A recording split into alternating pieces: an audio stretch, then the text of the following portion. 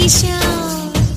శివని వేదనగా అవని వేదనగా పలికెను పదము పరేశా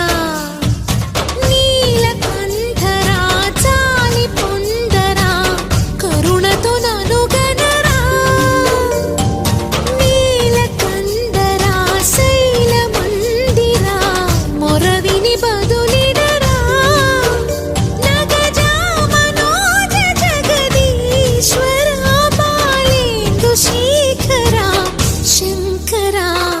భరత వేదముగ నిరత నాట్యముగా కదిలిన పదమిది ఈశా